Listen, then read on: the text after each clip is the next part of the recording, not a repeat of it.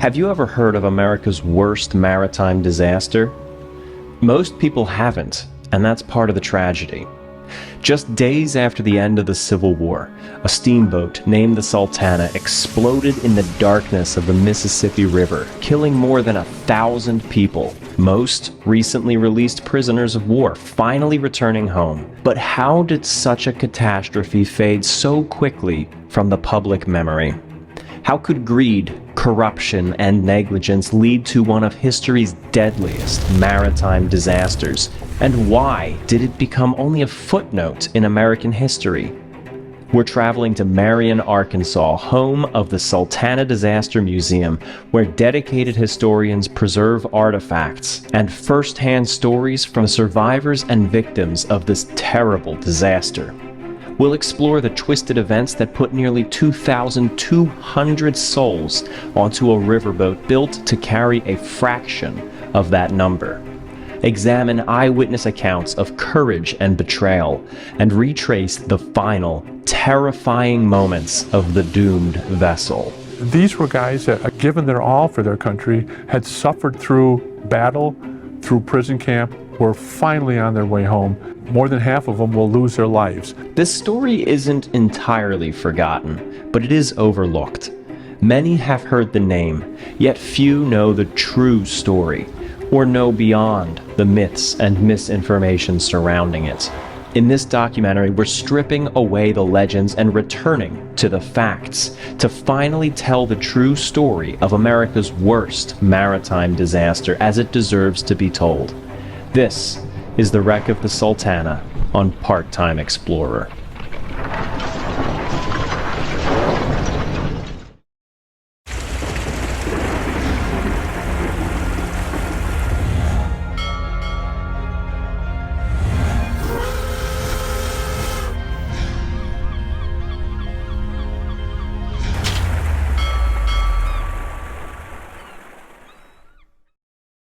As we look into the tragic story of the Sultana, I want to take a moment to thank the sponsor who made this video possible, Historic Autographs. Just like the artifacts that we'll see from the Sultana, Historic Autographs specializes in bringing authentic pieces of history directly into your hands. In these trading card packs. Each pack of their trading cards doesn't just feature beautifully designed cards. Many contain real, authenticated relics related to the historic subject that they're celebrating. For example, take a look at this incredible card that I have from the wreck of the SS Atlantic, something that my viewers will definitely appreciate. In their packs could be anything. In fact, some might contain pieces like this. An actual, genuine, handwritten relic by President Abraham Lincoln, someone we're going to be hearing a lot of in this story. But let's take a quick moment to open up one of their packs right here. I have no idea what's going to be in this one. These trading cards all have little biographies of famous or infamous people. In fact, right here, I got this one. This is a relic card, an authentic 1969 US postage stamp. So some of them are small items like a stamp or something fun like that, and others might yield you an actual shipwreck artifact like this one of the SS Atlantic. These are just fun ways to get history into your hands, and Historic Autographs transparently documents each relic, detailing exactly what it is and where it came from, so you know what you're holding is genuine history. Even if you're not a collector, these historical treasures only appreciate in value.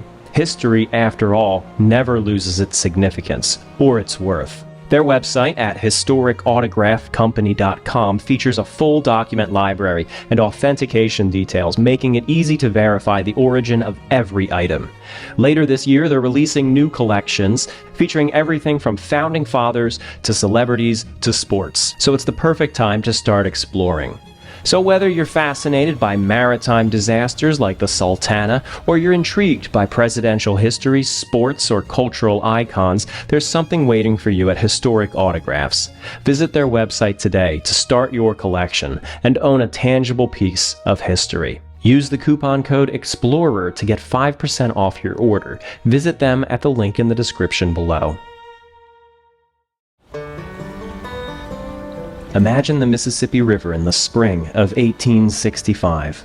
The war is over, just barely. The nation is bloodied, but breathing again. The river, once a battleground of the Union and Confederate forces, is alive with traffic. Paddle wheel steamboats pushing upriver with passengers, freight, livestock, and soldiers returning home. Smokestacks rise over the muddy water, their engines thudding like a heartbeat across the river valley. These boats weren't just transportation, they were floating hotels, mobile marketplaces, and a symbol of freedom for those heading home. This is the world that the Sultana sailed into, a time of hope, uncertainty, and fragile peace. And it's here, on these inland arteries of commerce and movement, that our story begins. The operation of riverboats on the Mississippi and most of the interior waterways of America had a completely different culture from ocean liners of the Atlantic. You didn't see companies with large fleets running a packet service, although that did happen occasionally. More often than not, though, boats operated independently or with one other partner. The captains were significant shareholders, if not outright owners of the boats, and the government had very little oversight for safety and regulation. Prior to the American Civil War, states acted more independent of each other, and the United States was little more of a loose union of former colonies. The Mississippi River, which bordered several newly formed states and other territories that were still organizing, was still very much the frontier. Boats or steamboats operated as they pleased.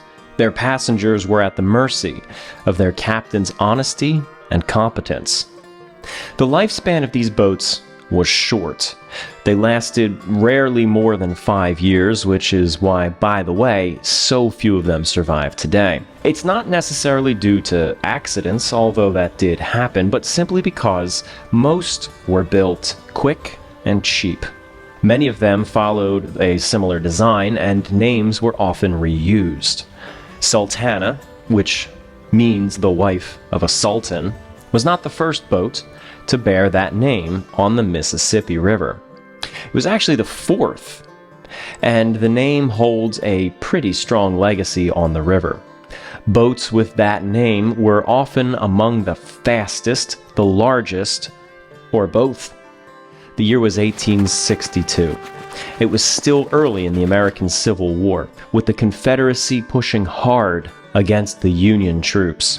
The Battle of Antietam, the bloodiest single day of the war, was over with no clear winner, but Republican President Abraham Lincoln had issued the Emancipation Proclamation, declaring that all slaves in the South are free.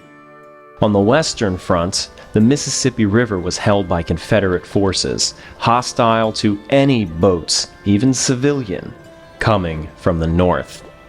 But the blockade was already weakening. Commerce would continue between the North and South, even with the war still raging, as soon as the Confederate blockades were dealt with. In anticipation of this market reopening, 2 large steamers were under construction in Cincinnati, Ohio, at the boatyard of John Litherbury. Each one cost $60,000 to build, or over $1 million today. One of these vessels would become the Sultana. She was commissioned by a Captain Preston Ludwig and launched on January 2nd, 1863. She sat on the Ohio River, being fitted out with machinery for another month while Captain Ludwig assembled a crew to operate it under his own command. Furniture and ornate carvings were brought on board as she waited by the boatyard, as were the 2 engines and 4 boilers. These tubular boilers were highly efficient and took up less space than earlier designs, but if mismanaged, could be volatile. We'll go more into their operation later on. Sultana was 260 feet long, and like most steamers on America's rivers, she was a side wheeler, with 2 large wheels on either side. These wheels were 34 feet in diameter and 11 feet wide. She was built for passenger and cargo service, with even the shallow, rugged parts of the river in mind.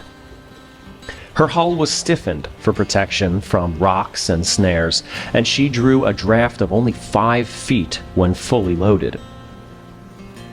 Here, let's step aboard the Sultana, now complete on the Ohio River and awaiting her trials and inspection.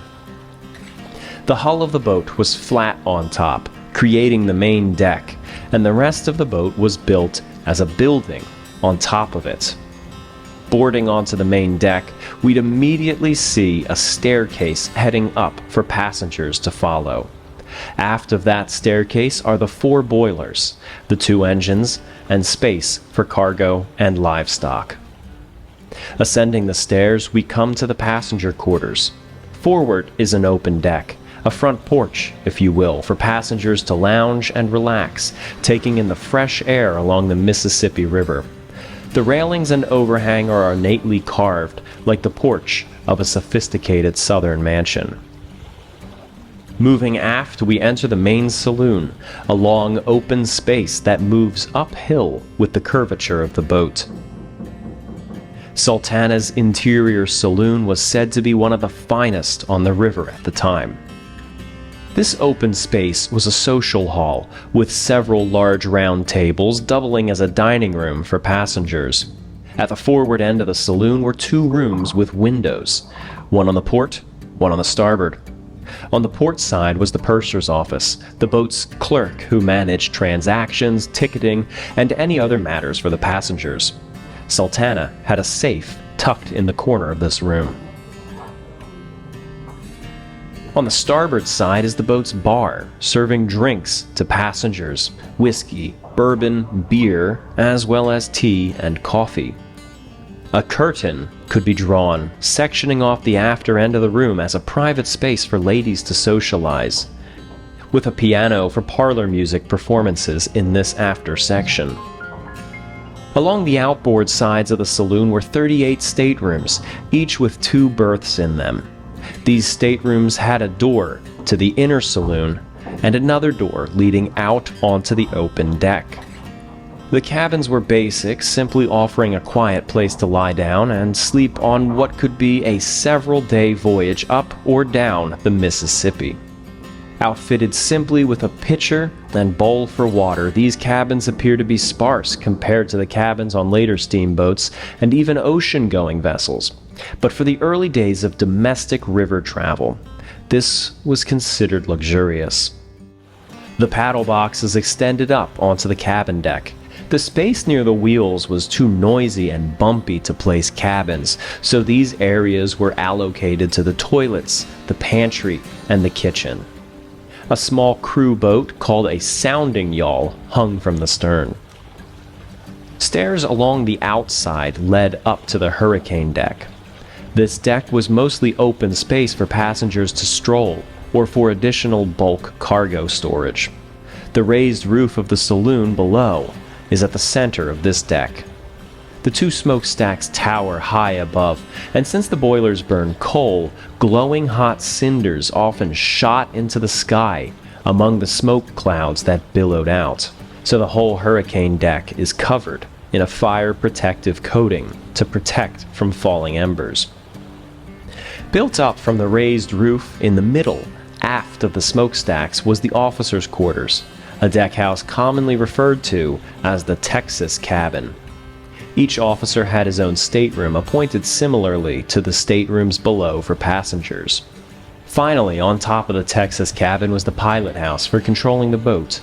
The pilot house had the giant boat's wheel which controlled the rudder through a system of ropes running through the boat. The wheel was recessed into the floor for easier leverage and control from the pilot, who would stand on the side of the wheel to turn it. There were 2 speaking tubes, one on either side of the wheel. They both ran down to the same place, the engineer's position on the main deck, and gave the pilot direct communication with him. And there were 2 of them so that the pilot could communicate from whichever side of the wheel he chose to stand on.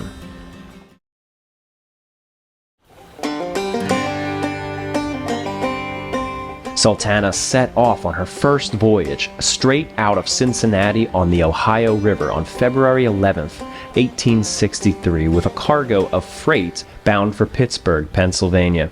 But the steamboat couldn't get all the way up the river. Her tall smokestacks prevented her from passing under the bridge in Wheeling, West Virginia. Back then, it was just Virginia. So her cargo was dropped off in Wheeling, and a new job was sought. Right from the beginning of her career, the size and speed of the Sultana drew frequent, unwanted attention from the Union forces as the Civil War continued to rage. The federal government had the right to requisition any boat that they decided they needed in exchange for a baseline pay.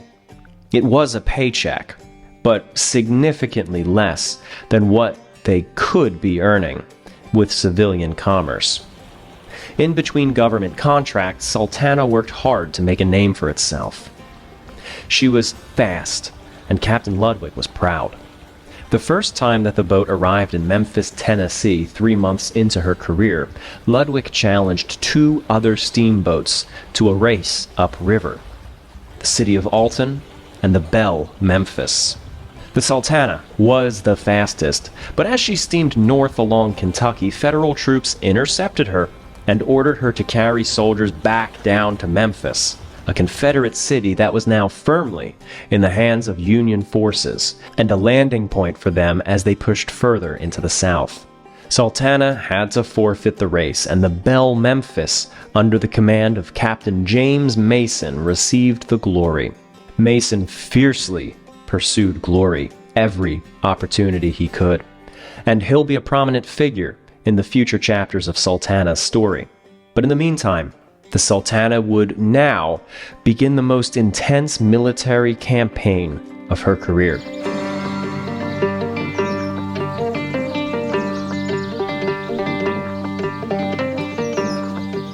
A week after requisitioning, the Sultana, her sister the Luminary, and 3 other boats are steaming down the Mississippi under escort of the Union gunboat Linden.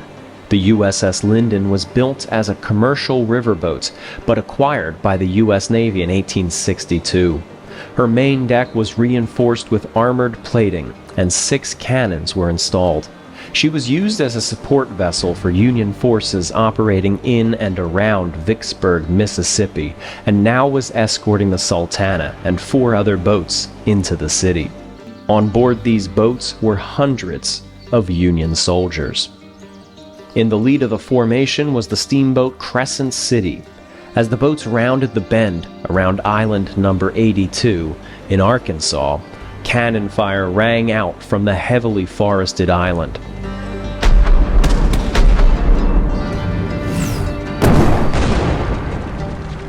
A concealed battery of Confederate artillery had sprung an ambush, and shots tore through the Crescent City. The Linden maneuvered into firing position and opened up a bombardment on the hidden position, leveling trees and forcing the Confederate artillerymen to retreat.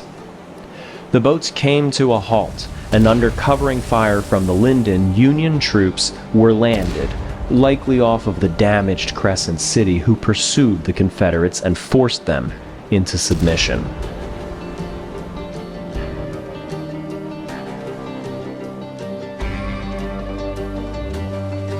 Later that day, the flotilla arrived just above Vicksburg, as Major General Ulysses S. Grant unleashed his siege on the city.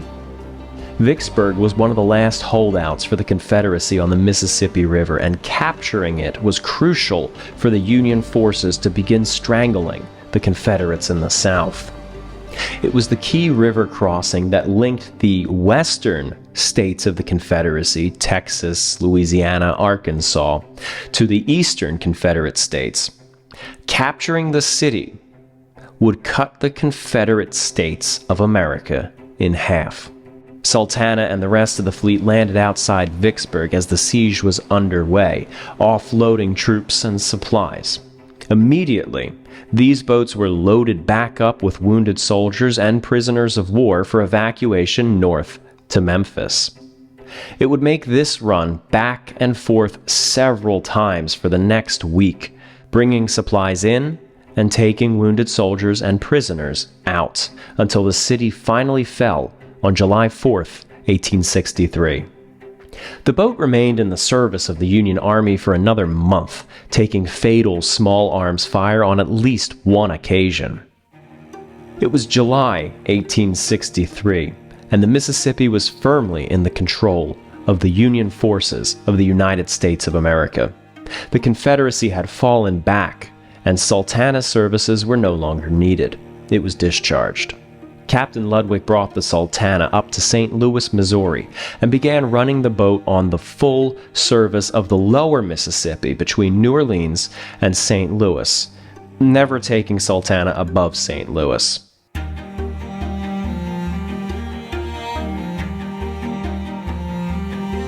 Welcome to St. Louis, Missouri. The waterway you see behind me is the mighty Mississippi River, and on the other side is Illinois. At the foot of the Gateway Arch National Park is the historic waterfront, and the levee along the shoreline, made of cobblestone and brick, is the old steamboat landing. So from the late 1820s all the way through the 1870s and 80s, this is where the steamboats would be landing. They had a pretty small draft, so they were able to come right up and pretty much beach themselves here on the levee, offload their cargo, and pick up some more. In fact, the museum underneath the Gateway Arch has a beautiful diorama of about a dozen or so of these steamboats on this exact waterfront. Now, it was right here that the Sultana used to dock. She would come up here, and they would essentially let a steamboat come in anywhere that they had an open spot. St. Louis was actually the northernmost point that the large steamboats could come up. So the big boats would steam up the river and offload their cargo, and it would be transitioned to smaller boats if it were to continue up the river. So this was a very busy port. In fact, at one point it was the third busiest port in the United States, and it was inland, which is really interesting. Sultana stayed in civilian service for a while, but did pick up extra cash transporting troops and military supplies on these civilian voyages. As the Sultana steamed through Louisiana in late 1863, carrying both passengers and Union troops, Confederate forces opened fire from the riverbank. Rifle rounds struck the side of the Sultana, ricocheting off, throwing many of the civilian passengers into panic, with women fainting on the deck. Barrage after barrage was fired on Sultana by the Confederate guerrillas, with soldiers of the 42nd Ohio Infantry returning fire from Sultana's decks. The skirmish continued as Captain Ludwig ordered Sultana to move faster, pressing her engines and boilers to their limits. The exchange resulted in nothing more than wasted ammunition, the only casualty being Sultana's fresh paint job, and the boat continued down to New Orleans. After running the Sultana for nearly a year, Captain Ludwig decided it was time to get out of the business. Upon hearing that the already legendary Sultana was up for sale, it immediately was snatched up by a group of 4 investors led by Captain James Mason, the captain of the Belle Memphis that raced Sultana out of Memphis. With Ludwig stepping down, Captain Mason would be Sultana's new master moving forward. James Cass Mason was known as a fast captain, sort of a lead foot. He liked to race his boat, which pushed his engines a little bit too hard. Mason wasn't just reckless, he was also always out for himself, using the people around him, and ready to take a gamble with other people's livelihood if he could make a buck from it. One of his earlier boats was confiscated after Mason was caught smuggling uniforms and weapons past blockades to the Confederacy. I don't think he was a Confederate sympathizer. He had no real loyalty except to himself, and was always out to make a buck. The Confederates were willing to pay him. In the summer of 1864, Sultana came upon a steamboat named the Henry Ames, snagged on rocks and sinking rapidly. Sultana and 2 other boats pulled up alongside the Henry Ames and assisted in evacuating everyone on board, along with the cargo and 200 head of cattle. As the Sultana continued down to Cairo, Illinois, with the survivors of the wreck on board, Sultana also hit a rock, breaking in the bow and began taking on water. The river rushed into her hull, but Captain Mason and his crew built an emergency bulkhead inside the hull and prevented the loss of his boat. Repairs were made on Sultana, and she was once more back on the river when she found a steamer stuck on the rocks. This was the steamer MS Mepham. The Sultana towed the damaged vessel off the rocks and into Cairo, Illinois for repairs, and then turned around to resume her voyage. And she immediately struck the exact same rock that she just pulled the Mepham off of. Sultana went in for repairs once more. The rest of 1864 saw mishap after mishap. Grounds, damage from ice flows, and other losses, including terrible winter ice delaying any voyage for several weeks. Sultana and her owner were in dire straits as they entered 1865. No steamboats dared venture down the Mississippi, but as soon as there was even a hint of a thaw, Captain Mason had the Sultana steaming down to New Orleans, the first voyage for the year for any commercial riverboat. Mason was desperate to make up for his previous financial losses. He was so desperate that he sold off most of his shares in the Sultana, but still remained on as captain. He also enlisted the Sultana in a union of boats that formed up a ragtag shipping line called the Merchant and People's Steamship Company. The Civil War continued, still raging in the South. Commerce was weak along the river, and Mason struggled to find any significant cargo to carry. As the spring brought more thaw to the thick winter ice upriver, the lower Mississippi swelled its banks. Today, most of the stretch of the Mississippi River is lined with levees, which keep the path of the river more or less locked into place and prevent too much overflowing floods around the banks. But prior to the construction of these levees, such as in 1865, the Mississippi River flowed freely. There were basic levees along the Mississippi in some areas, but the resources that the federal government usually allotted to maintaining these levees was devoted to the war effort, and many of these levees collapsed in the flooding. The Mississippi was in full flood, several miles wide in places where it was normally only a few thousand feet, maybe about half a mile.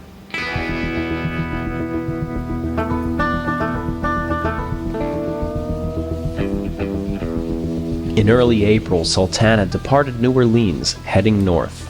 The speedy boat was able to use the floodwaters to cut corners, steaming right over flooded fields, forests, and even through submerged towns to shave off several miles from its route back to St. Louis. So rather than have to, go and wind through all the bends, they were just shooting right across farmers' fields because the water was so high that they could just, cut off a couple miles. In April 1865, all this land was underwater. Now today, the Mississippi River, which is about 2 miles from me, is confined by artificial levees. You could see them right here. And that keeps the path of the Mississippi River more or less in one fixed route.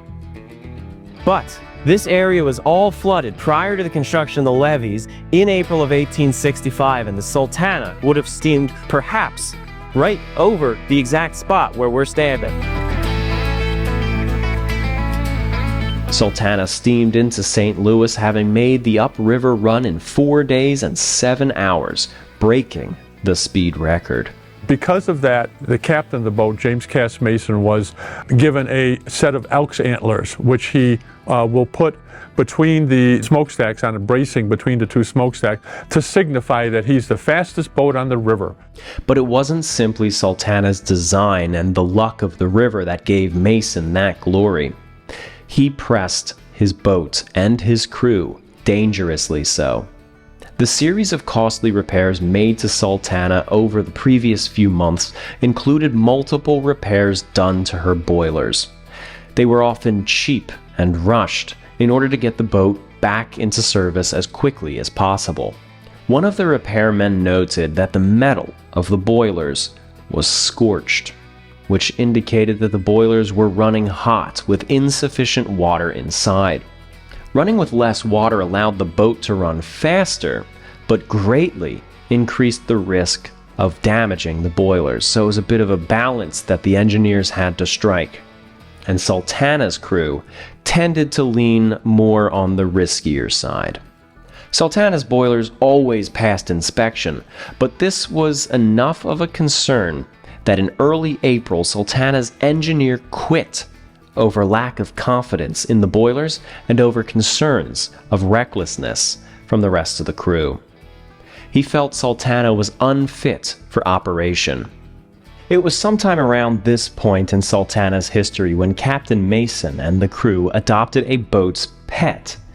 Now, it was common for boats to have a mascot at the time, usually a cat, a dog. One boat even had a penguin, something logical and manageable. But none of that was fit for the Sultana. They took on a 6 or 7 foot alligator as their pet, which they kept in a crate near the paddle wheels. April 1865. The Civil War was rapidly coming to an end. The Confederate capital of Richmond, Virginia falls to Union forces after a drawn-out siege and artillery bombardment. The splintered Confederate army retreats west, hoping to somehow remuster, but rebel forces are annihilated at every engagement. The surrender of Commander Robert E. Lee and the remaining Confederate army is only 1 week away. The end could be felt. The air smelled of fire, and tired, worn-out troops in tattered gray coats wandered the South slowly, making their ways home. Both sides still held countless prisoners of war, an estimated 200,000 men on either side. The conditions in the prison camps were horrendous in both the North and the South, but the Southern camps were notoriously horrific. It wasn't entirely due to malice on the part of the prison camp guards, although that occasionally did take place, but more significantly, the number of Union prisoners that the Confederacy captured overwhelmed the South's infrastructure. They had to find a way to accommodate, clothe, feed, and care for all of these men when the South itself was under siege and crumbling.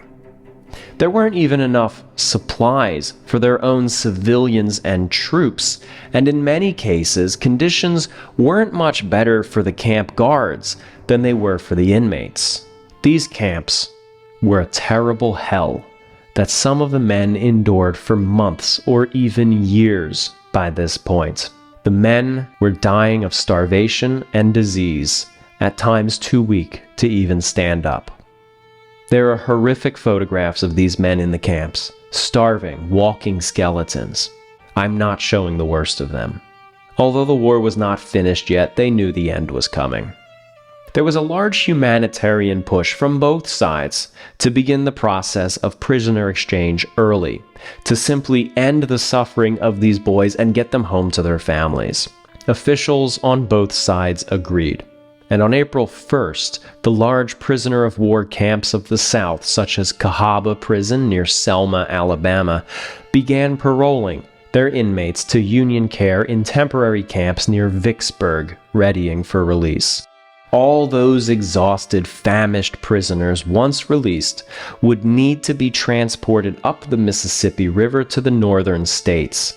The Merchant and People's Steamship Line, which the Sultana belonged to, entered into a contract with the federal government to carry these prisoners. And so, in early April, Sultana prepared to make her way south to pick up the poor, miserable, but lucrative cargo. As Sultana sat in St. Louis for her annual inspections, the Civil War officially came to an end, although large factions of the Confederacy would continue to fight on for the next few months. On April 13th, Sultana departed St. Louis for what would be her final time. April 14th, 1865, a shot was fired that was heard around the world. With the war over, President Lincoln took his wife to see a play at Ford's Theater in Washington, D.C. As laughter rang out at the jokes in the play, so did a small Derringer pistol. Lincoln had been shot in the back of the head by Confederate sympathizer John Wilkes Booth, who leapt from Lincoln's balcony and onto the stage and broke his leg, but still managed to stand before the audience, wielding a knife and shouting, "Sic semper tyrannis," thus always to tyrants, before fleeing the theater. It was part of a larger conspiracy by Confederate activists to avenge the South by killing key Union figures, although Booth's part of the plot was the only success. Lincoln was mortally wounded on the night of April 14th and died in the morning of April 15th. Booth had escaped, kicking off a several-day manhunt that captured the front page of newspapers for the following weeks. The Sultana was stopped over in Cairo, Illinois on its journey southbound when Captain Mason heard the terrible news. The news spread across the telegraphs like wildfire. Now, Cairo was the southernmost point of Union territory along the Mississippi, and all telegraph lines in the southern states were destroyed during the war. Captain Mason knew that the news couldn't have broken in the South, so he grabbed a stack of newspapers about the attack and set out at full speed from Cairo with the dawn. The flag flew at half-mast, and black bunting hung from the boat's railings as a sort of funeral garb. At every town, the news was shouted ashore from the deck, and newspapers were hurled ashore. The following startling and afflicting intelligence received at 3 o'clock this morning will cast a pall of gloom over a land so lately rejoicing in the hour of victory. President Lincoln is probably now no more. The nation mourns a loved and honored president, a true patriot, and an honest man. The emissaries of treason have at last done their infernal work. The Daily State Journal, Springfield, Illinois, April 15th, 1865. Sultana worked its way down the river toward Memphis.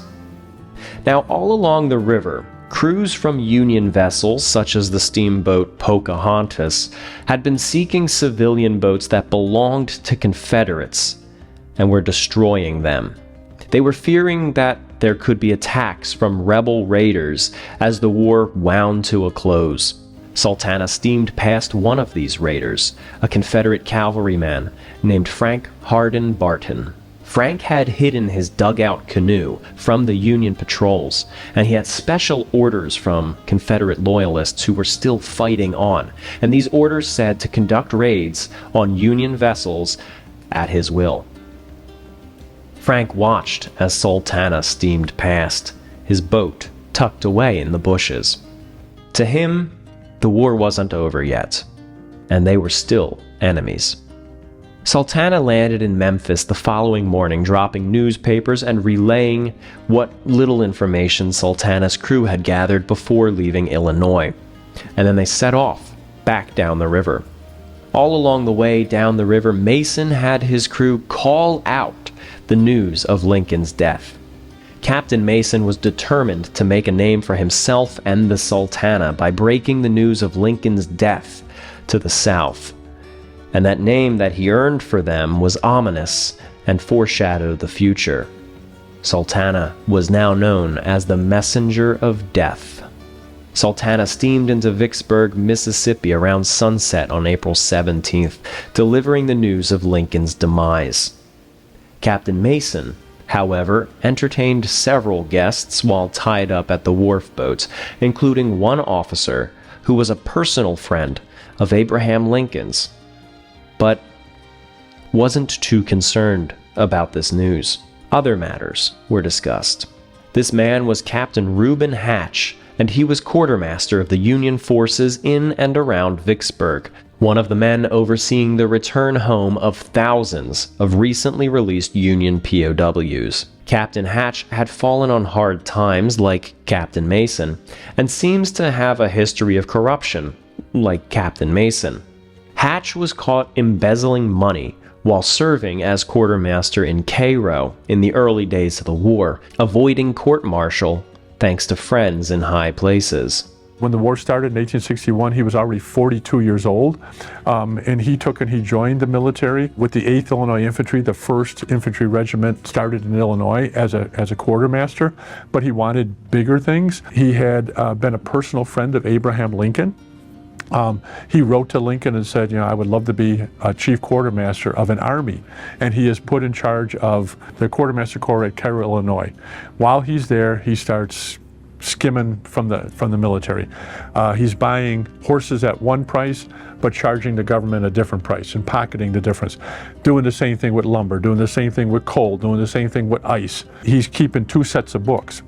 General Grant becomes the head of the Cairo army there, and he hears about these transactions, and he has Hatch arrested. Well, Hatch quickly writes to his buddy Lincoln. His brother was the Secretary of State of Illinois. Anytime that Hatch got in trouble, he wrote to his friends, including Lincoln, and they said, we've known this guy for years, and we've never heard any problems. So each time he got arrested, he gets arrested twice. Each time he gets reinstated. Eventually, he is put in charge of the quartermaster department at Vicksburg, and he's there when the Sultana comes. Hatch must have known Mason prior to this because he sought Mason out with a special proposal. The federal government was paying the boats of the Merchant and People's Line to take these recently released prisoners up to the northern states, giving a decent fee for each soldier with more offered for the officers.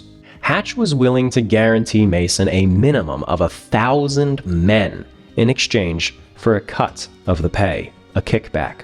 With a handshake, the two parted ways. Mason would still complete his current run down to New Orleans and deliver the news, but he would stop in Vicksburg again on the way back up and pick up his freight of soldiers. Sultana pushed off from Vicksburg, still playing the role of the bearer of bad news, steaming downriver in funeral garb. She arrived in New Orleans on the morning of the 19th. Now, even though Memphis, Vicksburg, New Orleans, these were all southern cities, formerly Confederate cities, they mourned the loss of President Lincoln. A man is dead in the arms of his distraught wife. But this was an opportunity for glory for Captain Mason. He brought the news to the South. He was the new Paul Revere. A Vicksburg newspaper printed a poetic ode to Mason and his historic run. The Sultana, draped in mourning, is just steaming down the river, telling all along sojourning news every lip makes quiver. News which fills the heart with pain, that Lincoln, Seward are no more. By assassins they were slain, Captain Mason tells ashore. In New Orleans, Sultana underwent basic maintenance, while cargo and passengers were sought. Yes, Sultana would pick up 1,000 troops in Vicksburg, but Mason wanted his boat bursting at the seams with paying cargo and passengers as well. Around 40 passengers signed up for the voyage, and somewhere around 150 tons of cargo were loaded on board, including over 100 head of livestock. Passengers boarding included the Spikes family of 8. Then there was Jenny Perry, the wife of an engineer aboard a Union ram stationed in New Orleans. She was traveling alone, back to her home in the north. Also boarding was a newlywed couple named Seth and Hannah Hardin. Then there was Second Lieutenant Harvey Annis, who had fallen ill in the service and was being discharged back home. His wife Anne and his 7-year-old daughter Belle had traveled south to accompany him on his return home. Among other passengers boarding were Enoch Bent, a newly elected Justice of the Peace of Wisconsin, returning north after traveling to New Orleans to bury his son.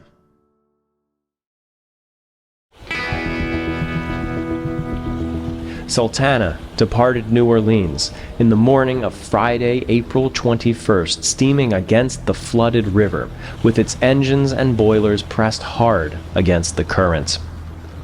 About 100 miles south of Vicksburg, however, the boilers gave out. A seam ruptured in the forward part of the port side boiler, slowing the boat down significantly due to the loss in pressure. Eventually, the Sultana slowly made its way to the wharf boat in Vicksburg, in need of boiler repairs as it took on that valuable cargo of wretched former prisoners. Chief Engineer Nathan Wintringer sought out a Vicksburg boiler maker to come aboard Sultana and fix the boiler that gave out. The repairman was initially hesitant because of how hastily they wanted the repairs done. The repairman didn't want to touch it if he couldn't do the job right. He was eventually persuaded on the promise that a full boiler overhaul would be done upon the return to St. Louis. As he was looking at the boiler, he noticed, like the previous workers, that the boilers were scorched, the result of running them on low water. The lazy and reckless method of squeezing out extra pressure from these boilers. Wintringer was strongly cautioned by the repairman against continuing operations like this, but he didn't listen. And this was certainly done with Captain Mason's blessing. In the time since Sultana last left Vicksburg, and by the time it returned, Quartermaster Hatch had laid out a grand scheme to maximize the kickback that he was getting on these boats taking soldiers back home. He leveled false allegations against his colleagues in Vicksburg, claiming that they were accepting bribes and kickbacks from certain boats that arrived into Vicksburg to take on soldiers. Accusing them of what he was doing. He was manipulating his superior officers into disqualifying certain boats from taking troops on. Those were the boats that were not offering him a kickback. Captain Mason, upon returning to town, then added a scheme of his own to pressure Hatch's superiors into sending all the remaining prisoners of war at the nearby Camp Fisk on board the Sultana. There's been talk of bribery, but nobody connects the Sultana to the bribes. Nobody connects Mason to the bribes. Nobody connects Hatch to the bribes. So all the other Union officers say, the Sultana just arrived. We heard there's bribery. We're going to put every last person out at this parole camp on the Sultana. So Mason doesn't get 1,000 men. He gets close to 2,000 men, which on a boat that's supposed to legally carry 376, it was grossly overcrowded. Sultana was going to be seriously overloaded, but so were the wallets of Mason and Hatch. It took a few days for the troops to be readied and for the Sultana's boilers to be repaired. In that time, several other boats came into Vicksburg inquiring about taking on troops to head up north. Mason and Hatch had to stay on their toes, maneuvering carefully and building distrust among the other officers in Vicksburg in order to prevent a single soldier slated for Sultana to be sent home on a different boat. They were protecting their interests. Mason and Hatch kept these poor prisoners of war in limbo just a little bit longer so that they could cram them all onto Sultana like cattle in order to line their pockets. This was greed at its worst. 3 full train loads, the remainder of the POWs in Camp Fisk, descended on Vicksburg's wharf for the Sultana. They piled onto the boat, squeezing into every bit of open space that they could find on the decks. With each new trainload arriving, the officers at Vicksburg were concerned that Sultana was being overcrowded, but Quartermaster Hatch managed to always dodge these concerns, volunteering to take care of the problem and then brushing things off. Other boats sat at the wharf alongside Sultana, and with it overcrowded, the prisoners themselves started leaving Sultana for the other boats. And then a rumor began circulating that every other boat in Vicksburg was quarantined due to smallpox. And so the prisoners quickly climbed right back aboard the Sultana. Nearly 2,000 soldiers were packed onto the Sultana in Vicksburg. The official number, which was little more than an educated guess at the time, was 1,966 soldiers.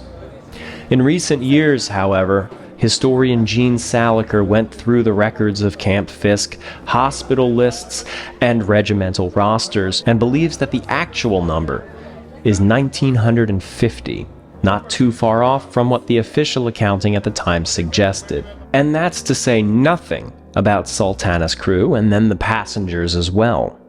In Vicksburg, additional passengers boarded the boat, including a theatrical troupe that was traveling only as far as Memphis, Tennessee. Upwards of hundreds of horses in the stern cargo area of the main deck or on the afterguards, plus that alligator. Some estimates say that when all are accounted for, nearly 2,200 people were on board Sultana. To give you an idea of just how crazy that number is, that's how many were on board the Titanic, that massive ocean liner. But everybody crammed down onto a boat less than a third the length. It's believed by most historians that this is the most crowded a riverboat has ever been in history. I sure hope nothing goes wrong. This cargo of soldiers was worth roughly $6,500 for Sultana's owners, or $130,000 today. People have said it was $5 per enlisted man and $10 per officer, but that's actually wrong. It was per 100 miles. You would get $1 per first 100 miles, and every 100 after that you got 50 cents. Had Captain Mason transported the men from Vicksburg all the way up to Cairo, where they were going, he would have gotten about $3.75 per enlisted man and almost $10 per officer. And in 1865 money, that's pretty good. As they all came aboard, they started to notice that the upper decks of Sultana were beginning to buckle and sag. Additional supports were added to prop up the hurricane deck as Sultana readied for departure. Despite the reckless abandon for safety, the mood on board was cheery. They didn't mind the overcrowding. They were used to it from the prison camps. These men, weak and malnourished, were finally going home. They'd soon be seeing their families, their sweethearts, some for the first time since this bloody war began 4 years ago. The soldiers were squeezed in everywhere they had room. Almost everywhere. The interior passenger accommodations were reserved for the paying passengers, although military officers from the troops were also given access. They also weren't allowed in the passenger accommodation or in the short stretch of promenade outside of it. That was reserved for exclusive access by the civilian passengers and the 35 Union officers among the prisoners. So enlisted weren't permitted in there. That is, with one exception. Sergeant Alexander Brown of the 2nd Ohio Infantry was surprised when he boarded that somehow his loved ones back home knew he was aboard the Sultana, and they booked passage for him to be upgraded to a fine stateroom in the saloon. Hey, he felt special. And the first thing he did was waltz right into the dining room, help himself to the food, and then shoved his arms full of more food to take back to the men of his company back out on the deck. The pet alligator was kept in his crate near the paddle box, where soldiers pestered and jabbed at him. The crew became fed up with this and ended up having his crate relocated to a closet under the stairs, a more secluded area. Night fell as Sultana kicked off from Vicksburg, steaming north.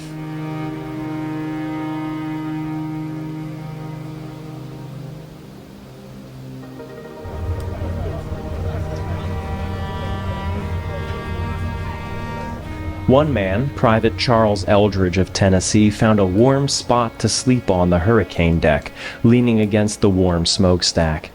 He watched the twilight scenery pass by along the shore and reminisced about his home, where he was finally heading to. He described this as the happiest day of his life, and said that was the feeling for most of the men. Sergeant William Buchanan, 93rd Indiana Infantry, summed it up perfectly. These poor men had just been released from the worst of rebel prisons after months of untold suffering, and at last were nearing home. Home. Ah, God, how that word sustained them.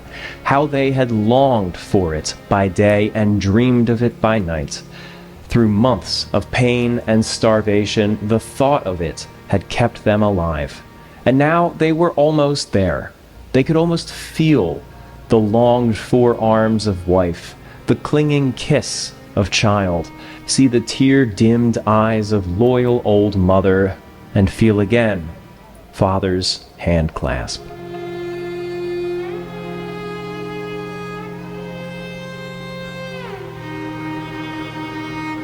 They looked forward to home, and home looked forward to them.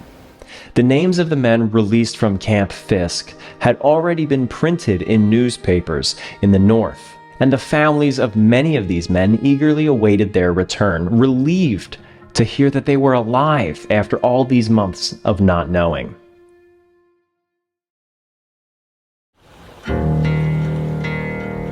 The morning of April 25th was sunny as Sultana continued north. Stewards served breakfast for the officers and the passengers in the saloon, while a daily ration of raw pork, hardtack, and water was dispersed for the enlisted from the main deck. Some of the men managed to cook the raw meat on the boat's boilers if they could elbow through the crowd to reach it, but most just ate the meat raw. The men had to share the boat's few bathrooms, and as many were suffering from dysentery, they ended up improvising. They took the boat's fire axes and cut holes in the top of the two paddle boxes and used them as latrines. It just rained down on the wheels inside. But I guess with every rotation of the wheel it was cleaned again, and in fact the water was splashing up to the holes, so in a way it was like a bidet, really. The boat carried red fire buckets on racks, and these buckets made perfect additional toilets.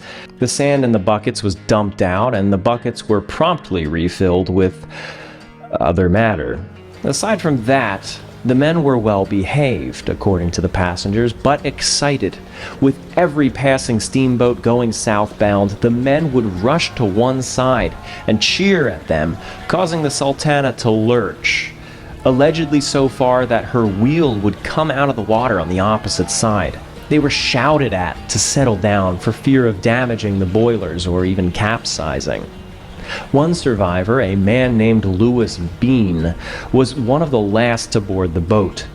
He would watch how the crew did their hardest to settle the soldiers down when the boat leaned too far, and Engineer Wintringer always rushed over to the boilers to inspect it after a hard lean. So here is the danger in that. I'm going to get a bit technical about these boilers, but bear with me because it's very important. The boilers aboard Sultana were tubular, as opposed to the more boxy shape that boilers of the previous generation were. Coal was thrown into the firebox, burning, and heat traveled through the dozen or so flues. Flues are the tubes that ran the length of the boiler. Inside the flues were hot air rising from the burning coal. Outside of the flues, water inside of a large cistern within the boiler. The hot air transferred heat through the metal of the flues and boiled the water outside, creating steam. As the steam expanded and moved beyond the boilers, it pushed the engines. But if the water level inside the boiler was too low when the boat leans to one side, some of those flues would come out of the water and could heat up very fast because the heat is not transferring to other matter, and it would become superheated. When the boat levels back out, water would then slosh back over those flues and instantaneously vaporize, causing a rapid increase in pressure inside the boiler. If the boiler is poorly maintained or has a weak point, it would certainly explode. Wintringer frequently inspected the patch put on the boiler while the boat was in Vicksburg, and it seemed to be holding up. At 7 a.m. on April 26th, the Sultana tied up at the wharf boat in Helena. At Helena, a town almost completely flooded by the swollen Mississippi, a photographer named Thomas Banks snapped a photograph of Sultana crowded with men. He knew that this voyage was an historic moment, a record-breaking voyage, and he wanted to capture it. It's the only known photograph of Sultana's final voyage. Looking at the photograph closely, we can make out some of the smaller details of Sultana's final days. That's Captain Mason, who is actually a little upset at the time of this photo because he's yelling at them to get back in their place because he sees it tilting. Someone's hanging their laundry out here. This is Miss Lucy Smith right here. She boarded in Natchez, and some remember her singing on the passenger deck there. She's squeaking real good. You can tell it's Miss Lucy. I don't remember who that is, but that's Miss Lucy. And this guy, he's so much taller because there's one lifeboat on the back of the Sultana that's turned over, so he's standing on it. That's why he's so much taller. Horse's head, right here. All of these are horses. That evening, Sultana stopped off in Memphis to offload some of the livestock and the sugar shipment. They expected a 4-hour layover, so the soldiers on board were free to leave for a bit if they wished. Some attended the theater, some took in the sights, and others got their first hearty meal in years. Pretty much all given in charity because these soldiers had no money. Some of the men, such as the ones who attended the theater, ended up missing the boat when Sultana pushed off from Memphis around 11 p.m. that night, moving a mile north of the town to a coaling depot where Sultana stopped again to take on coal and wood for the boilers for the rest of the voyage up to Cairo, Illinois. One of the men who was left behind, a Union private named George Downing, was not going to be left behind, not when he was this excited to get home. So he actually paid a boatsman to row him back out to the Sultana while it was coaling so he wouldn't be left. That was a tragic mistake, as Downing would be dead before the night was through.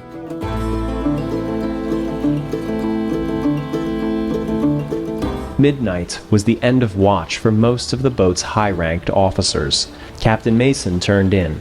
Engineer Wintringer did so as well. When Sultana pushed off from the coal barges around 1 a.m., she was in the hands of First Mate William Robery, with pilot George Clayton at the wheel. The boat was not pushing speed, and they reported that at the time they were keeping the boilers at a low pressure as a precaution owing to the repairs that had been done in Vicksburg. Sultana moved north against the overflowing river, now a couple miles across in some places where it was usually only about a quarter of a mile. Only the treetops of former islands stuck above the water, and Sultana clung to the bank of the Tennessee side, where the current offered the least resistance. The river has changed so much in the past 160 years, and to see the river Sultana steamed through, we have to turn back the clock. In 1865, about 9 miles above Memphis, the river bent hard to the west, rounding a corner of land called Red Man Point. Once around that bend, Sultana would be entering a rougher stretch of the river with stronger currents, and steam needed to be built up to push Sultana through. To do so, the engineers let water out of the boilers, creating more empty space for steam to build up, but lowering the water levels that covered the flues. As Sultana steamed up the Tennessee side, moving north, approaching this bend, at the same time that excess water was being drained from the boilers, it cut across the river to ride on the Arkansas side, where the current wasn't as strong against them. So as they crossed, the river pushed bluntly against the starboard side, leaning the boat to port for a few minutes. It wasn't a severe list, but it was a sustained list.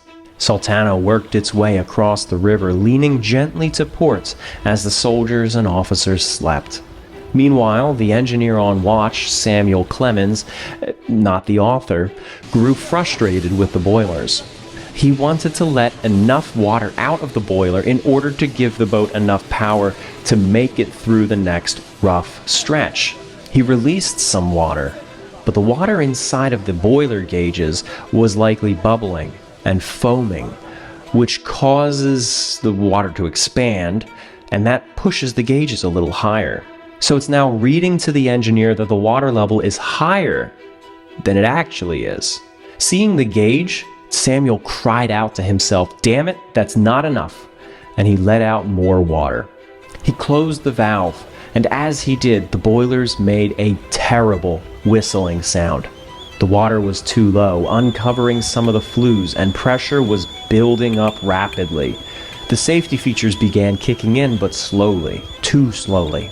The whistle startled many of the men on the main deck, who woke up and began pushing back in the crowd to move away from the boiler. Sultana snaked its way across to the Arkansas side, straightening out to move parallel to the shore, past Red Man Point. As it did so, she rolled back onto an even trim. The water in the boilers sloshed back, covering the exposed, superheated flues inside. And then the steam expanded instantaneously in the already overpressured boilers.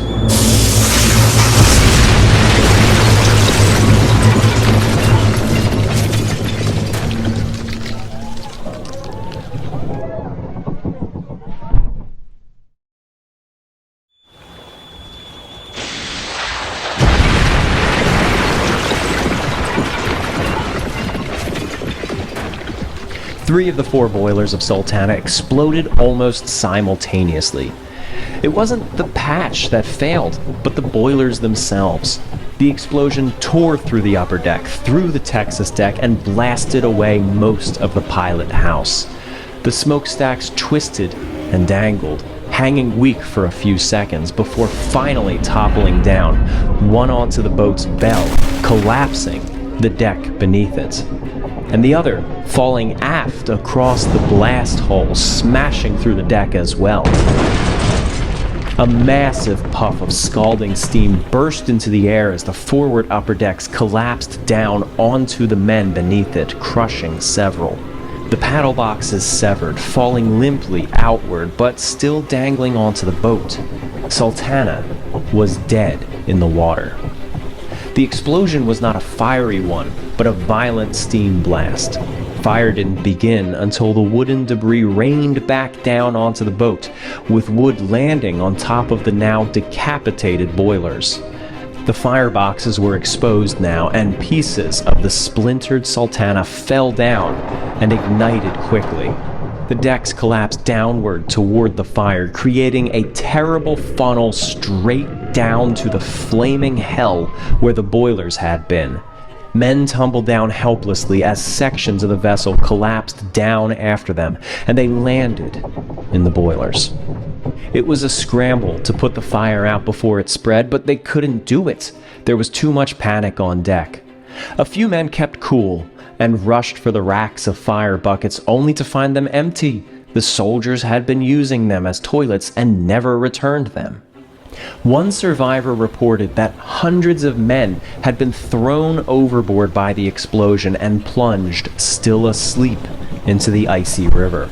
The first mate in the pilot house was thrown clear from the boat into the water, while the pilot himself was thrown into the air, landing down in the fiery heap of the exposed boiler fireboxes.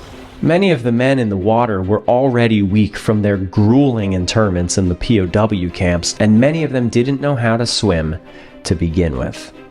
Captain James Mason had been in his cabin when the blast tore through the Texas deck. His cabin was mostly undamaged, though everything of the deck house aft of his cabin had been blown away. He came out on the deck and began shouting orders and attempting to calm the passengers right away. But as the fire began to spread, it was clear how perilous their situation truly was. At this point, he began throwing any loose item overboard that may float, so that the men in the water had something to hold onto. Chairs, crates, hay bales, even breaking off doors and shutters. Efforts were underway to fight the spreading fire. Some of the fire buckets had been found and dumped out, and filled with water from the Mississippi. The only problem was how long of a run it was from where the river water could be reached from a deck and where the fire was. It was a terrible, inefficient back and forth as the flames quickly gained ground. Men were trapped, calling for help in the wreckage, but fell silent as the fire reached them. The night of Sultana's burning would be filled with stories of heroes and cowards, and the first major act of cowardice occurred only a minute or so after the explosion. 5 deckhands who had been on watch rushed to the far stern of the boat to the sounding yawl that hung from the fantail. They immediately swung it out and leapt aboard. Here's the worst part. It seems that one of the crewmen had his wife traveling on board Sultana with him, which was actually somewhat common. The 5 crewmen rushed the boat over the side so quickly that they left her behind. The boat rowed away as she screamed for them to come back and pick her up. But they didn't. Absolute cowards. Sultana had another boat, a proper lifeboat, up on the hurricane deck. A group of around 100 men fought over this boat, lifting it up into the air and throwing it into the dark river below. It landed on soldiers, clamoring in the water, killing them. That group of men on the deck leapt overboard, and now 150 of them fought over the boat in the water. One soldier jumped down from the main deck. He had in his hands a long piece of wood, which broke right through the boat, and it quickly sank. Some soldiers had been bunking down in the hold of Sultana's hull, below the waterline, and were trapped as the flames made their way down. The door could only be opened from one side, so there was no way out unless someone above opened a hatch for them. Sultana drifted downriver. The flames began to work their way out from the center of the vessel as these men in the hold cried out, screaming for someone to free them. Oxygen burned off and smoke poured down into the hold when Private Ogilvy Hamblin of Michigan heard them screaming. One of his arms had been amputated during the war, so he struggled to get the hatch open with his one remaining arm. Well, his friend lent him a hand, and they flung open the hatch. Dozens of choking men clamored out with a burst of black smoke. Men were still trapped under the collapsed decking and splintered walls of the cabins. They called out for help, but only a few stopped to assist. Captain Mason did his best to lift debris off of some of these men, but had grown so weak that those around him were shocked that he struggled to lift even small things. Mason attempted to help another soldier lift debris off of a wounded comrade, but wasn't of any use. "I'm too weak, he said. Most of those who were trapped in the debris would never escape. Others, who were injured by the explosion or still too ill from the prison camps, cried out for their comrades to throw them overboard, preferring to drown than burn. Some soldiers, amid the terrible calamity that was unfolding, granted them that mercy, dragging the wounded overboard to hasten the end of their suffering. At the forward end of Sultana were 2 gangplanks. The first one was released into the water, and several men were able to drift away from the boat by hanging onto it in the water. The second gangplank dropped fatally down onto the heads of men struggling, with men fighting over it once it landed in the water. Now let me be clear, these were battle-hardened men. Some were Gettysburg veterans, some fought at Antietam. But many survivors said that the hell of the Civil War front lines couldn't compare to the horrors of the destruction of the Sultana. More than 2,000 men fought for their lives as all order on board collapsed. They weren't the only ones on board, though. In order to tell this story right, we've come to Marion, Arkansas. We're not too far from the actual wreck site of the Sultana, and we've come here to the Sultana Disaster Museum, a small museum here in Marion that is working hard to make sure that this important story in American history is not forgotten. Among their display of portraits are 3 photos, a man, a woman, and a young girl. the Annis family, who we met earlier when boarding Sultana. After the explosion, as chaos spread like fire throughout the boat, the Annis family woke in their cabin. They opened the door into the saloon only to see and feel the cloud of thick, burning steam. Choking, they turned back to the other door in their cabin, the one that leads out onto the deck, but it was lodged shut.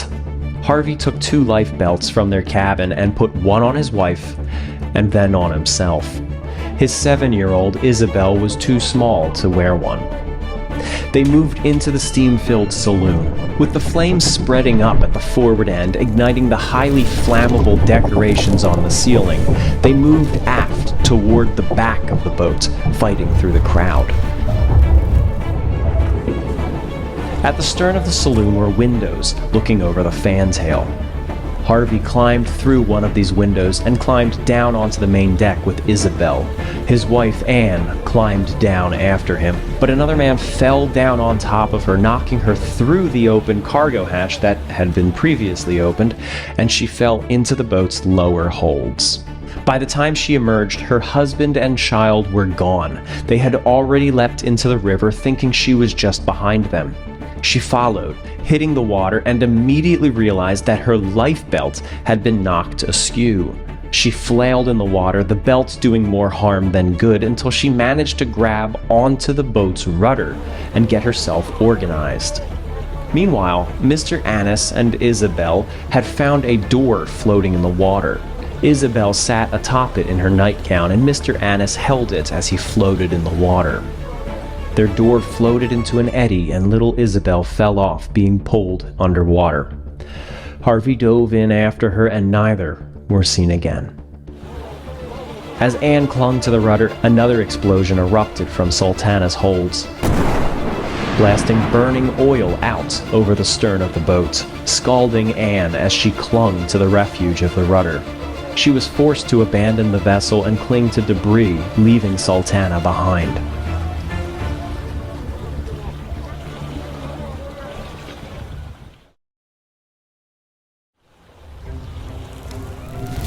Another woman was traveling alone aboard Sultana, Mrs. Jenny Perry. She jumped into the river when she encountered Corporal Albert King. According to Albert, he decides to jump into the Mississippi River once he sees the boat is going up into flames. He comes up for air several times. Someone else jumps on top of him, so he is buried in the water again. But he comes up one particular time and he sees a woman, and he grabs the woman and shares the wreckage debris with her. And they actually float to the Arkansas side and grab hold of a tree where they are finally rescued.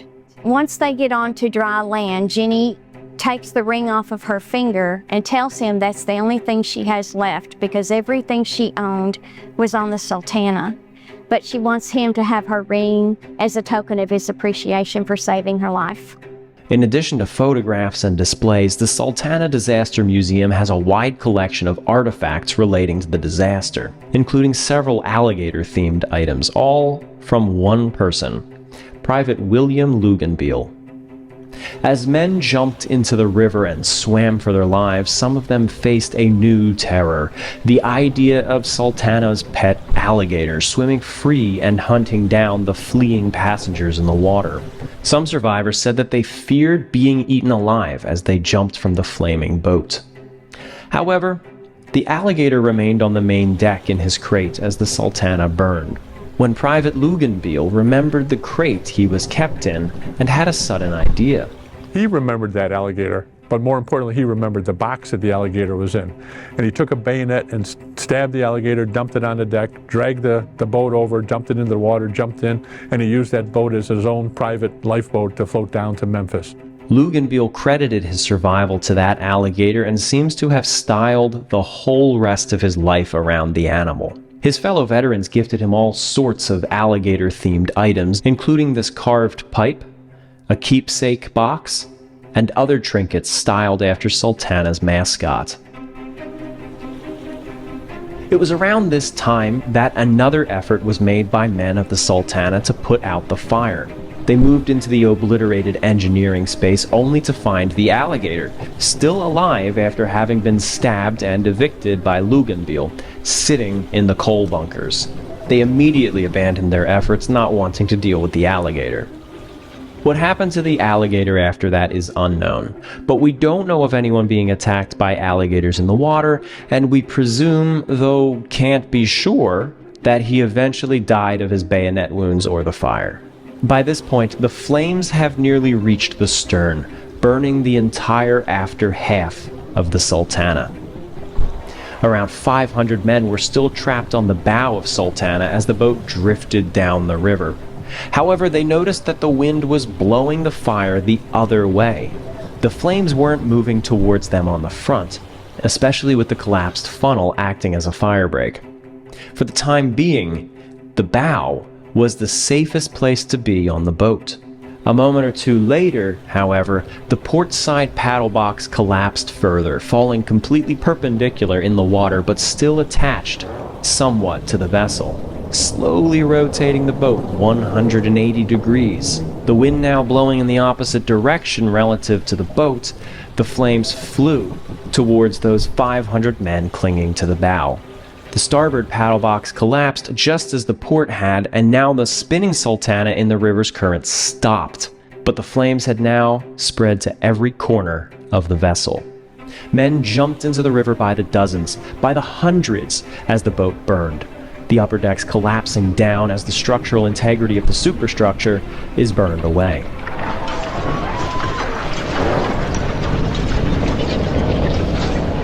At 2:40 a.m., 40 minutes after the initial explosion, the two paddle boxes finally separate entirely from the vessel and drift away. Fortunately, though, they acted as a life preserver for several of the men flailing in the water. Most of the men in the water did not know how to swim. It wasn't a common skill as it is today. Even if they had something buoyant to hold onto, the Mississippi River in its flood state was deadly to push through. The areas around the shore were turbulent, and you were lucky if you got even close enough to grab onto something on the shore. The flood state of the river, however, did give those in the water a small advantage. So the river right now is flooded, but nothing like it was in April 1865. But you can see there's some trees out in the flooded, overflowing river. But in April 1865, the river was much higher, and there were plenty more of these trees sticking up from the water. And as the ship was coming down and burning, and people were jumping off and being carried away by the currents, these trees protruding from the river offered a place of refuge. And several people were able to grab on and hold there until rescue arrived. By 3 a.m., Sultana was nearly devoid of all life, aside from handfuls of men treading water but hanging onto the ropes and chains dangling from the hull. It was at this time that another steamboat, the Bostona, came steaming around the bend from upriver, and her crew were shocked by what they saw. The vessel burned brightly, and the river around it was filled with struggling people. Captain John Watson brought Bostona as close as he could to the burning boat, maintaining a safe distance so as not to harm his own vessel or run over those in the water. Their own skiff was prepared and lowered into the river to pull people aboard, while her crew began throwing anything that would be useful overboard: tables, chairs, anything that would float. One of the passengers climbed over the side and hauled at least 8 survivors aboard. The men were pulled aboard, many of them badly burned. They were brought into the saloon and staterooms and given coffee and drinks, even bottles of whiskey free of charge. Around 150 men were picked up by the Bostona and its small yawl boat. The crowd, or at least those who could swim, swarmed towards Bostona, with others spread across the water, clinging to debris, screaming for Bostona to pick them up, when Bostona turned and continued downstream. Captain Watson had to make a very difficult decision. They were the only large boat who knew about the disaster. Memphis was just a few miles downriver. If Bostona stayed, they'd be limited in how many people they could pick up from the water. and instead they chose to travel down to the city and get additional help. They lost time rescuing people in the short term, instead favoring returning with a larger rescue force a little bit later. Still, seeing what seemed like their only chance of rescue steaming away felt like a bitter betrayal as the men continued to struggle, fighting over debris and fading off one by one in the cold river. They weren't alone long, however, before another boat came onto the scene, the Gray Eagle. The Gray Eagle had been pulling 2 barges of horses and had been idling not so far away when Sultana exploded. It took nearly 2 hours for Gray Eagle to get its steam back up and make its way over to the wreck site, Sultana still burning brightly. It released its barges, planning to catch them later, and moved swiftly to the scene of the disaster, illuminated brightly by the burning hulk around the same time that the Bostona arrived in Memphis to sound the alarm. There were other boats in Memphis, such as the Grosbeak, the Marble City, and the Pocahontas, and others, and they saw the red glow in the sky from the burning boat, and were working to fire up their boilers to come and help. In the meantime, they launched their small boats to make their way up to investigate while Bostona offloaded the survivors. Gray Eagle managed to pull hundreds of men from the water, while most of the smaller boats were focusing on pulling the men out of the submerged trees. The debris field and the men floating in the water drifted down to Memphis, and some even passed the city. Now, even though the war was over, there were serious security concerns about Confederate rogues causing trouble along the river, and guards were stationed at several points along the shore.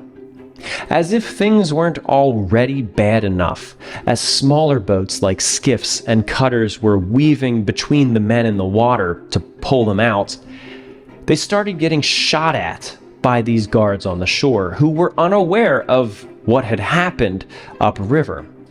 Union rifle rounds zoomed overhead as Union men struggled in the water. There is at least one instance of an Army officer in a rescue boat pulling people out of the water, having to row ashore and get into a fight with some of these soldiers who were shooting at them. They eventually stopped after learning what was going on. Now, the burning wreckage did drift past one of these Confederates who the Union were so afraid of. The ex-soldier Frank Barton, who had a small dugout canoe that he had hid along the shore from Union patrols. When Frank saw the burning Sultana and the calamity in the water, he threw on his gray uniform jacket and leapt into his canoe, rowing out to the trees and pulling 15 men ashore, taking them home and feeding them. In fact, one of these Union soldiers that he pulled onto his canoe, he took his uniform coat and put it on him. This actually kind of shocked the Union soldier. He was now wearing a gray coat. This Southern rebel was now giving Southern hospitality to men who had only a few minutes prior been considered his enemy. There was one amusing thing to happen during this terrible night. One of the former POWs who was brought aboard Sultana was a 7-foot man from Tennessee. Before the explosion, he became roaring drunk, causing disturbances aboard Sultana and heckling the men around him. Now, as Sultana burned, some of those men who had gotten annoyed with him prior to the explosion actually actively avoided this guy's path. They didn't want to cross paths with him in this chaos. Now flash forward and the men are in the water, and a rescue boat actually spots this 7-foot Tennessean. He sat comfortably on a log, drifting down the river, still drunk, still drinking. Now the Tennessean giant hailed the rescue boat and asked, "How much farther is Memphis?" Well, they told him it's only a few miles that way, and then they reached out their hand to try to help and pull him aboard. To which he yelled at them, "Go to hell," and brushed them off, swimming the whole rest of the way down the river and successfully landing in Memphis, where he robbed a bunch of stores. Another man who was on board Sultana was named Pleasant Keeble. Pleasant Keeble was on the boat. It explodes and he gets on a little raft, and there were some horses and mules on the boat, and one kept coming over to the raft to try to get on board, and he had a board and he kept smacking it on the head, and the horse would swim away and then come back and he'd smack it again and it would come back. And some of his men later on, some of his friends that did survive, later on they would say it was the funniest thing to watch Pleasant Keeble here in this disaster trying to beat this horse off, you know, without him having upset the little raft that he was on. As the debris and people drifted down past Memphis, some of it drifted through the flooded town of Hopefield, Arkansas, situated exactly opposite across the river from Memphis. Earlier in the war, this town harbored Confederate snipers who fired on Union action in Memphis across the river, so the Union forces burned the town. It had only just been rebuilt when the floodwaters ripped through it. Now, the buildings and streets would be strewn with shipwreck debris and bodies. As the dawn broke, the fires on Sultana's bow section had burned themselves out. Only the midships and stern were still flaming. A handful of men who had been hanging all this time onto the ropes and chains dangling from Sultana climbed back aboard the bow as the smoldering vessel drifted lifelessly down the river. As they did, others in the water saw them and followed their example, climbing aboard the burned-out hulk, and they began pulling aboard some men who were still struggling or wounded. There wasn't much left of Sultana's superstructure. It had all burned down to the hull line, but still, the heat from the smoldering fires was hard to bear. What remained floated up to the submerged cottonwood trees where it became caught. The men on board took the dangling ropes and tied the remnants of Sultana off to these trees. They were several hundred feet from the riverbank, with now 37 men aboard the smoking bow of the boat, when a nearby landowner came rowing out on a log raft that he had lashed together. This was John Fogelman, whose raft could only fit 6 men plus himself. So at least 6 trips would be needed back and forth against the exhausting flood current, but slowly they worked at it. Back and forth he rowed, wearing his arms out while men patiently waited aboard Sultana. It seems that the flames were starting to whip back up on the vessel. Smoke grew stronger and the inside of the hull reignited. The vessel was growing increasingly unstable as the hull was eaten away by flames.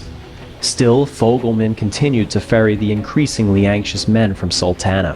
The hull began to heave. Steam began to plume out from the hatches. Water was smothering the flames inside, which means they were taking on water.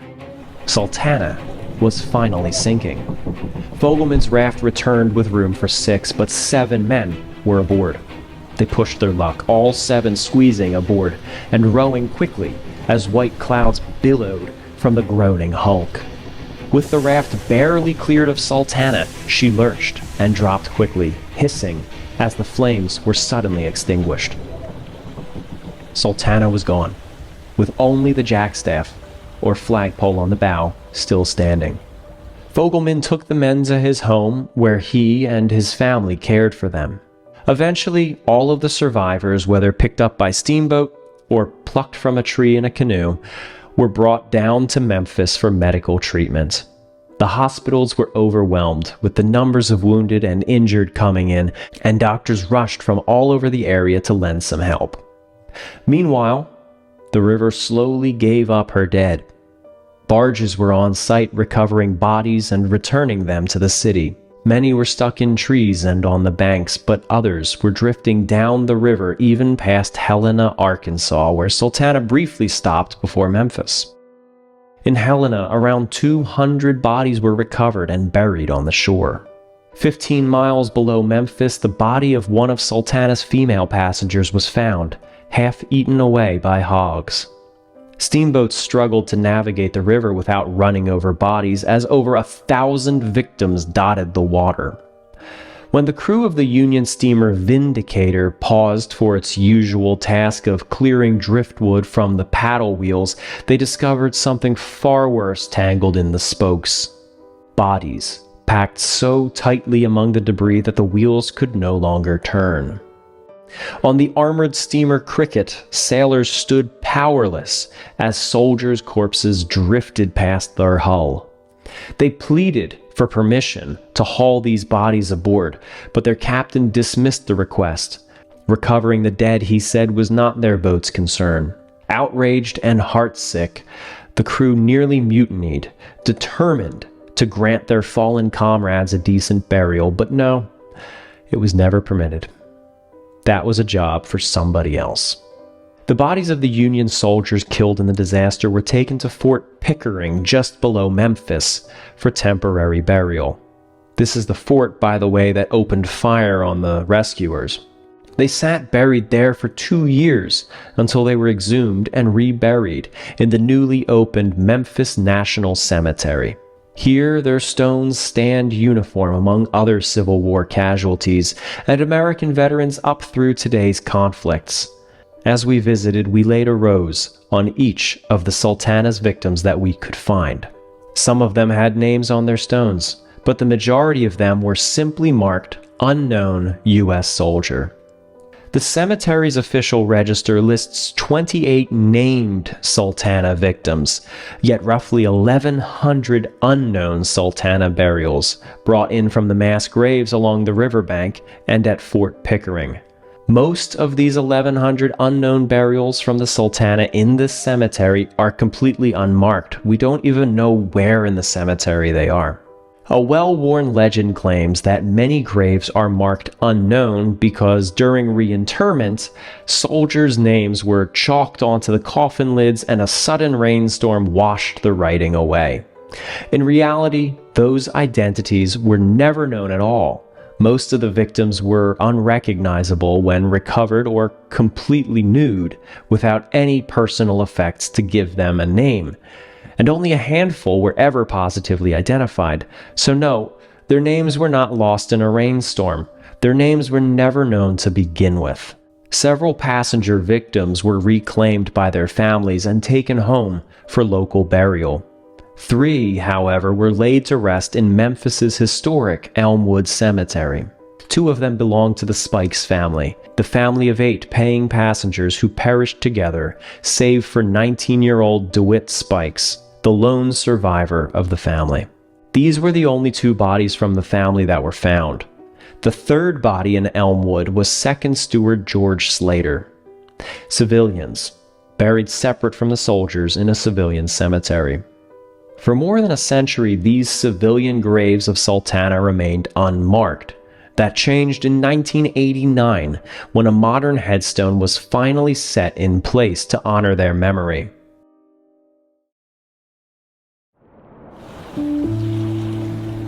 One of the longest lasting questions from the Sultana disaster is just how many people were killed. This was the worst shipwreck in American history. Now, yes, some could argue that America was involved in larger ones like the Titanic, but as for disasters that were exclusively American and not international, this is it.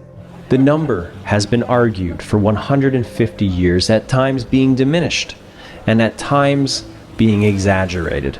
I've seen some argue that nearly 2,000 people were killed in the fire and sinking.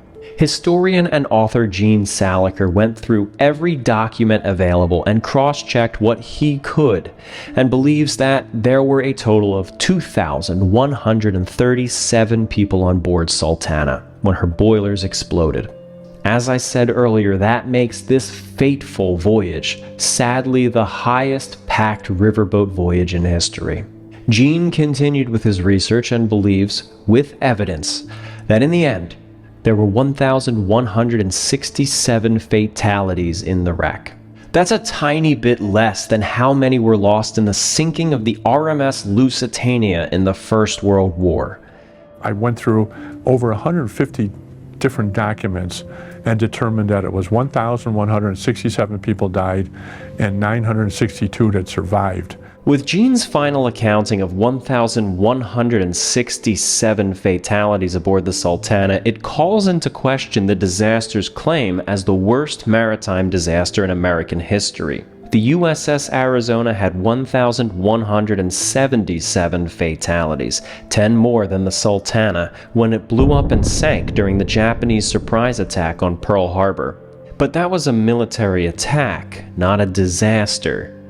That one was during wartime, while Sultana was during peace. So which one holds the title? Well, some people could make the case for either one, but the Sultana is still officially recognized as the worst maritime disaster in American history because it was a civilian vessel, it was during peacetime, and it was destroyed unintentionally. But in any case, no matter where it ranks, the Sultana does deserve to be remembered. There's a long-standing myth that the Sultana disaster was ignored by the press. The day before the disaster, John Wilkes Booth, assassin of President Abraham Lincoln, was cornered in a barn with his accomplice and killed by Union soldiers, and it's often said that this stole away the attention of the press. This myth can be put to bed. Newspapers across the country gave the Sultana front-page headlines with updates on investigations frequently given for the following month. What can be said, however, is that the public did quickly forget about Sultana. In the following weeks, Abraham Lincoln's funeral train toured the United States, and the conspiracy of his assassination was thoroughly investigated, and those involved were tried and eventually executed. In addition, Jefferson Davis, the president of the rebelling Confederacy, and a former Democrat U.S. Senator, was captured. The final forces of the Confederate Army surrendered. More troops were returning home. All of these competed for the headlines as the Sultana story started to fade. But it did have its fair share of attention in the immediate aftermath. There was a senator from Pennsylvania that traveled out to look into this, and when he found out that the guys on board were from Ohio, Kentucky, Tennessee, Michigan, and Indiana, primarily, with a handful from West Virginia, those were considered the Western states at that time. And when he reported back that, oh, they were just a bunch of Westerners that died, the New York, the Philadelphia, the Boston newspapers decided to sort of drop the story or push it to the very back of the pages because these were not the New Yorkers and the Pennsylvanians that died. Official investigations into the Sultana looked at two major questions. What caused the explosion, and why was the boat so crowded? Was there bribery? To start with the first question, suspicion was immediately placed on the outboard port boiler, the one that had a leak and was repaired hastily in Vicksburg. The wreck of Sultana was inspected, and the boilers were recovered. 3 of the 4 had exploded. Yes, the one with the repair was one of these 3, but the burst occurred in a completely different part of the boiler, and the patch placed in Vicksburg still remained. So the faulty boiler was not the culprit, and the repairman in Vicksburg was vindicated. Sadly, though, the engineer on watch, Samuel Clemens, not the author, didn't survive to tell his story. He was pulled from the water badly burned and died 14 hours later. The explosion was investigated for sabotage. Rumors circulated that perhaps a small bomb disguised as coal was placed aboard Sultana by a Confederate rogue that detonated inside the furnace. This was taken seriously, but the theory quickly crumbled. Every single witness who survived saw that the engineer was struggling with the water levels, which was the most common cause for boiler explosions. Besides, the explosion was in the wrong place for a coal bomb. Yet, despite this theory having been disproven long ago and the information being readily available, that didn't stop a major TV network from resurrecting it for a documentary and telling the world that it's plausible. No, it's not, it's false. Sultana blew up because the boilers lacked water. The flues superheated as the boat listed in the current, and when it fell back onto an even trim, steam expanded at an explosive rate. It is the simplest of metallurgical thermodynamics. We saw the answer to the second investigation question already. Quartermaster Reuben Hatch and Captain Mason conspired to make as much money as possible on this single voyage. Personally, of the two of them, I have a little bit more sympathy for Mason. He just wanted to get paid in exchange for his service. In fact, as the Sultana was leaving Memphis, he said to one of his comrades that he was so stressed about the Sultana and the safety of his vessel that he wishes he could undo everything, give up all the money just to get these soldiers there safely. Hatch was the truly greedy one, trying to rack up the highest kickback possible, and all the work he had to do was just lie and file paperwork. Everyone else was doing the heavy lifting. Captain Mason was killed in the disaster. Quartermaster Hatch was interrogated. He did all he could to deflect the blame onto his colleagues and superiors, even blaming individuals who directly objected to his overloading of Sultana. And then he changed his story and said, well, actually, I had nothing to do with the loading of the Sultana at all. He was never charged. He dodged everything and actually succeeded in placing the blame onto one of his superiors, Captain Frederick Speed. Hatch was discharged from the Army, though, honorably, and he left his post in Vicksburg and boarded a steamer heading north. He took $14,000 in government funds with him, claiming he was personally returning it to the chief quartermaster in St. Louis, rather than leaving it with his successor as he's supposed to do. I don't believe a word he says. When he boarded the boat, he placed it in the safe, and naturally, the boat was robbed. Everything else in the safe was recovered and returned to their owners. Everyone else's money was fine. But 2/3 of Hatch's government money had vanished, around $8,500.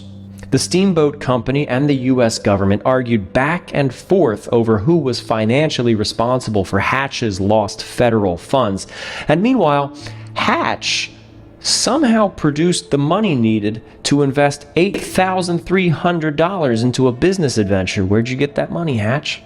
Anyway, we're getting far off topic from Sultana here, but our friend Reuben Hatch continued to scheme and manipulate everyone he could and always came out on top. He died of alcoholism, suffering from anal fistula 6 years later. Historically, thanks to Hatch, Frederick Speed, his superior, was scapegoated for Sultana's overcrowding for well over a century. But researchers Jerry Potter and Gene Saliker were able to open sealed court documents that uncovered Hatch's bribery once and for all. Now, we know. The wreck of the Sultana had been salvaged and investigated in the year or so following the disaster, but over time, it was lost again. When Sultana burned, it drifted into a chute of the Mississippi, essentially a small channel that separates from the main river, then rejoins a little lower.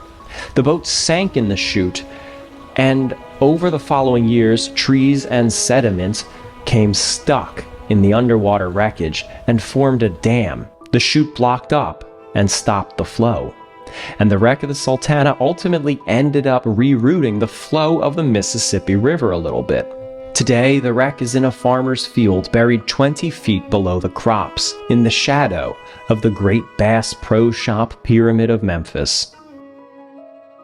Right now, we're at a farm, and this is as close to the wreck site of the SS Sultana as we can get. Today, the wreck of the Sultana lies about 2 miles from the river, because at the time of the sinking, it was flood tide, so it was about 2 miles from the actual course of the river in the flooded fields. And today, it lies anywhere from 15 to 30 feet beneath a field just like this one. The wreck is on this private property right here, but this is the closest we're allowed to show you. In the early 1980s, researcher Jerry Potter came across pieces of a steamboat wreckage near the site, and he believed they were Sultana. Using ground-penetrating radar, they found an underground anomaly that fit the dimensions of the hull, and sure enough, after excavations, it was found to be Sultana. The Sultana Disaster Museum in Marion, Arkansas has tools on display that are claimed to be from the wreck that would have been picked up in a similar way to the pieces that Jerry found, but the museum freely admits that the provenance on these items is uncertain. They were, however, passed off as Sultana artifacts in the years following the disaster. They could be real, or they could be fake. But still, these items are now part of the boat's legacy. However, items that are certainly from Sultana are these boiler bricks found at the wreck site. It's items like these that helped direct archaeologists to where Sultana now lies buried. The Sultana Disaster Museum was small when we visited in 2024, but very soon after the release of this documentary, they're moving to a new location across town, with grand visions for their future. I wish them well. This is a story that needs to be preserved, and they have been doing a wonderful job with it since they opened in 2015. The animations in this documentary will be used to help them in their mission, and we were able to get our digital Sultana model so faithful to the original thanks to the tremendous research by historian and author Gene Saliker, who consulted with us, and whose book, titled Destruction of the Steamboat Sultana, the Worst Maritime Disaster in American History, was instrumental in the development of our script. Gene's book can be found at the museum's website, sultanadisastermuseum.com. Also, my friend Eli Posada, who spent 7 years building this digital model as a labor of love.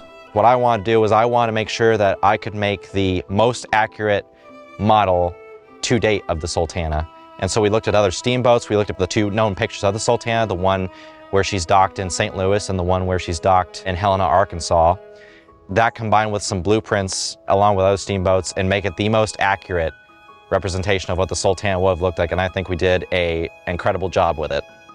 The model was finally brought to life in Unreal Engine 5 by our HFX Studios animator Alex Muller.